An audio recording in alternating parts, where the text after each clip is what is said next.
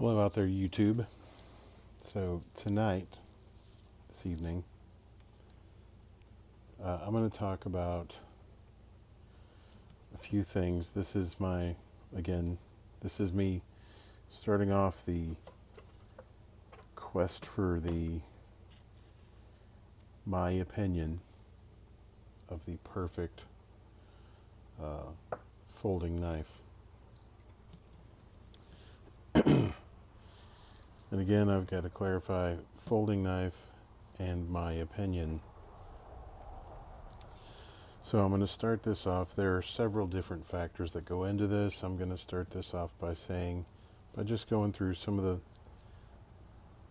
the basic different types of folding knives.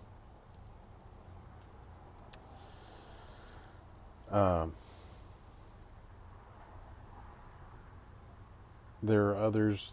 I'm not going to talk about OTFs or Balisongs, just because I don't know. They're just, for one, I don't own any Balisongs. Two, the only OTFs that I own are like super cheap, and they're fidgety, but they're not really my style. So here I have at least two examples of each. I have two manual knives, two traditional knives, two assisted knives, and two autos, side opening autos, to be clear, because an OTF technically would fall into the auto category. Start off with the traditionals. Traditionals like this Boker, I forget the model number on it.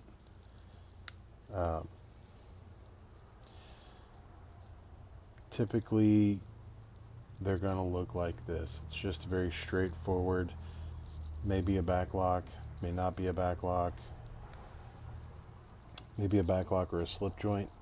I would consider all slip joints traditional, but I wouldn't necessarily consider all backlocks traditional.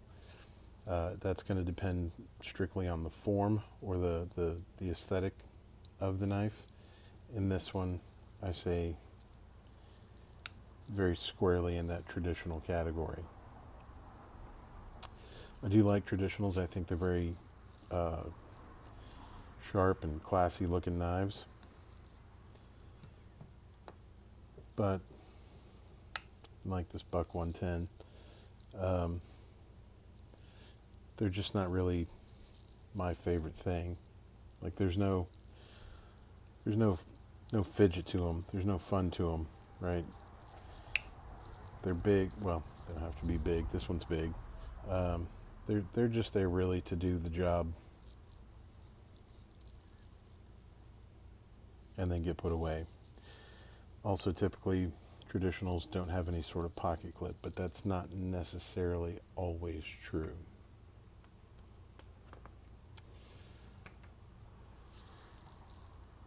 Then we'll get into the assisted opening knives.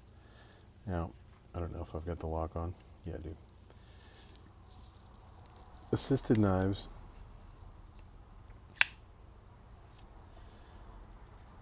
very typically will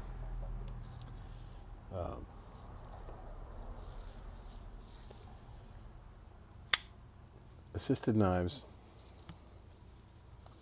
if I were to take off, it's different on this because this is all like one contained thing.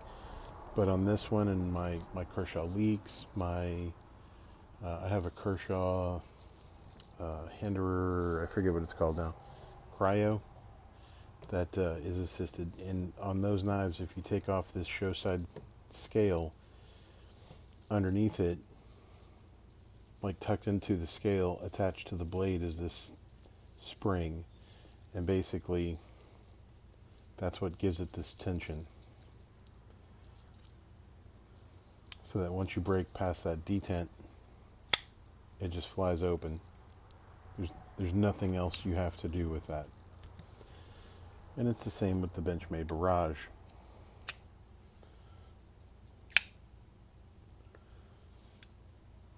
I'm not necessarily a fan of these because these are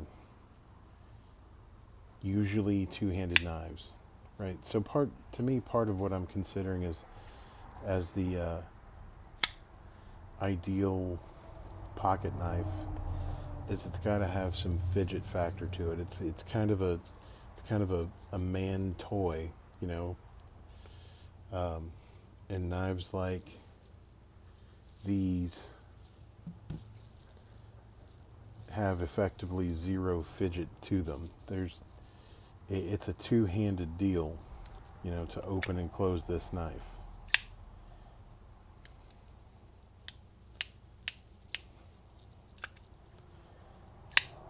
You know, it's fun to hear that pop.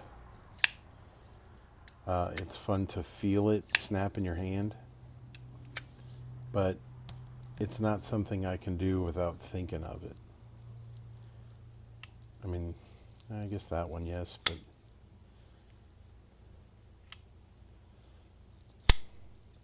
they're not all like that. And very usually with assisted knives, this one actually, the spring is surprisingly light on it. But very typically with assisted knives, it's a two-handed deal. Why is there even a thumb stud on there? Anyway, very typically with assisted knives, it's a two-handed operation to close the knife. Not to mention, anytime you're going to do maintenance on these knives, it's an extra thing. It's an extra step. It's an extra spring in here. It's just one more thing you've got to deal with that can complicate the process. I understand that often these knives can be de-assisted, but that's not really what I'm after here.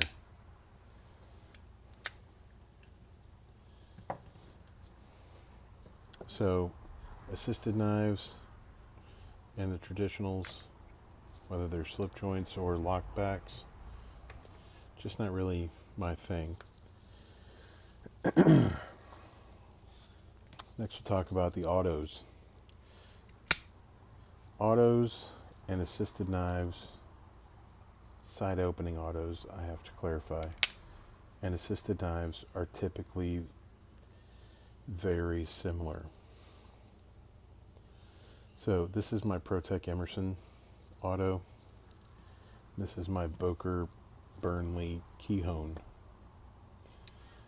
I will talk about this knife maybe individually, maybe on its own, at some point, probably both of these knives at some point, because I really do love this knife. This knife is fantastic. This knife is also very good, but for the price, I expect it to be very good. Again, with assisted knives, or much as the same as with assisted knives, the autos are, again, it's a two-handed job. It's more complicated to take apart and maintain. I have never taken these apart. I actually have zero intention on ever taking these apart. But for some reason, I generally prefer these over the assisted knives. I don't know why it is. Maybe it's just because it's a button. I do have several side opening knives. Like I said, I will talk about these at length. I have another idea for a video I'm going to do some point fairly soon, comparing a couple of other Emerson designed autos. And then lastly, the manual knives. Now typically I will also include a flipper as a manual knife. There are a lot of variations of manual knives, depending on its lock type, its method of opening. There's a lot. that can go into the term manual knife.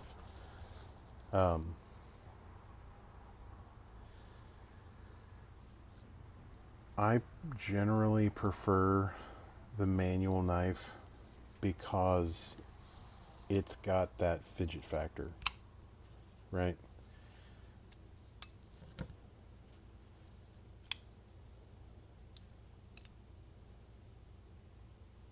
Make a fool of myself. Nope, nope. Got it. Yeah, these knives, this is just more my speed. Like if, I guess what I'm getting at, part of the reason why I would choose these over these particular knives, let's say you're in an office setting, and somebody says, hey, can you open that box for me? You know, if the people I'm physically in proximity to seem a bit skittish or a bit, you know, not into knives, I can take this knife out of my pocket, open it, do its job, put it away, no problem. I can open this knife up, open box, cut letter, cut tape, put it away, no problem. This knife, it's all or nothing, man. And it's coming out whether you're wanting to be quiet or not. The only way to really stop that is to put your hand in front of it, and then you could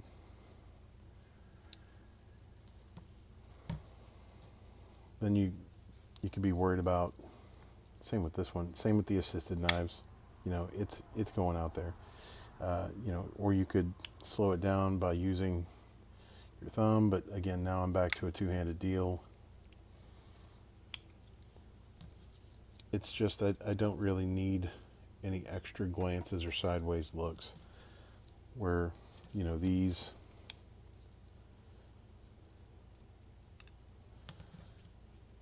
do their job. Or if I want to be cool and impress people that are into knives, you know,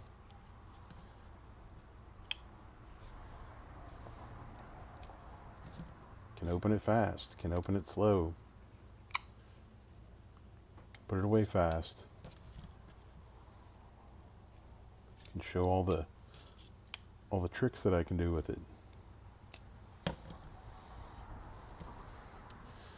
Between that and the different,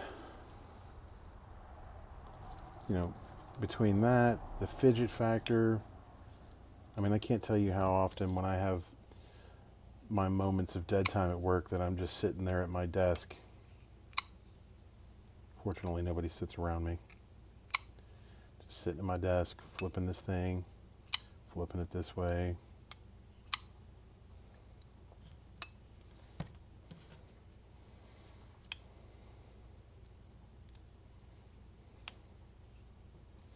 Just playing with them. Like I said, they're grown man toys. Practicing with the left hand.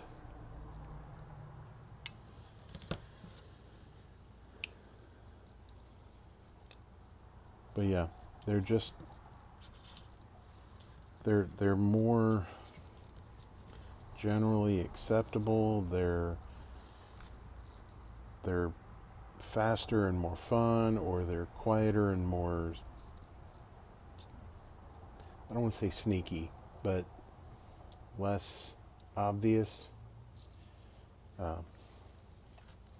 That's why I think, in my opinion, the ideal pocket knife, folding knife, would be a manual. And like I said, manuals, in my opinion, also include flippers. Anything with a flipper tab like this, except not assisted.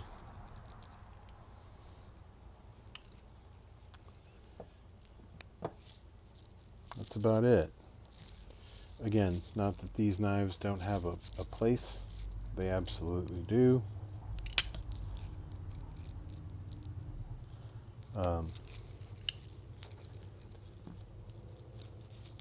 This knife, I love this knife. I love its carry profile. I love the feel of that snap. I particularly love doing it left-handed. There's something about pressing the button with my index finger that I find to be more than satisfying. I really, really enjoy this knife as well. Even though I'm not a fan of the jimping on the landing zone. Here's a quick note to any knife makers out there. If you're going to put a flipper tab on your knife, don't put jimping at or beneath it. Because it's like a little cheese grater for your fingertip.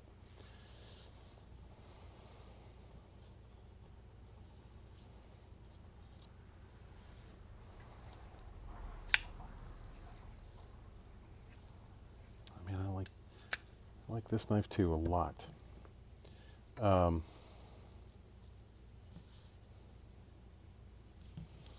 Yeah, and knives like these, I think could be very much at home in any kind of formal setting. They're just clean, classy looking, pretty knives.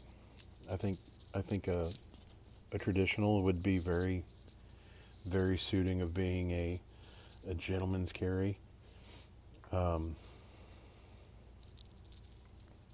Maybe not the Buck 110. It's a bit large. I mean, good grief.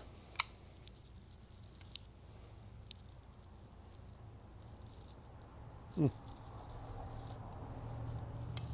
realize how big the Para 2 was, the Paramilitary 2 was. Yeah, these knives definitely have their place, and a lot of times I will carry a knife like this if I'm carrying a fixed blade or something, or if I'm carrying something like this, so that if somebody asks to borrow a knife, or if I need to use the knife in a place where it may not be the best idea to use in auto, I'll take out a traditional, do whatever I got to do, put it away. But that's it. I mean, that's just kind of the general four. Like I said, there's a couple others, Balisongs. I don't have any, and OTFs. They have all the same problems that an auto or an assisted opening would have. Actually, more so, because at least with these I can stop the blade. With an OTF, you can't really do that. You can. I just wouldn't advise it. It's not going to go through your hand or anything, but it's certainly going to poke you and probably will break the skin. So that's pretty much it. Like I said, I'm just talking about the big picture, different knife types, different folding knife types.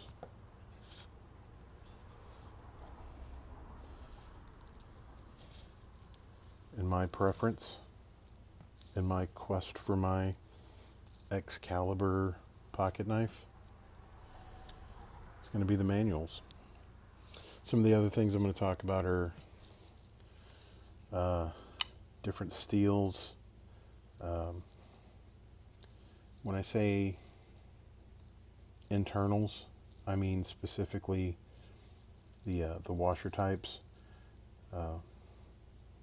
When I say action types, speaking of manual knives or deployment methods, thumb holes, thumb studs, that sort.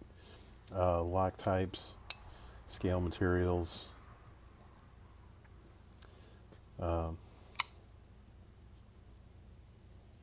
aftermarket support. Those are going to be some of the next things that I talk about within this. We'll call it a series, I guess. If you guys have any questions or comments, leave them down in the comments below. Y'all have a great night.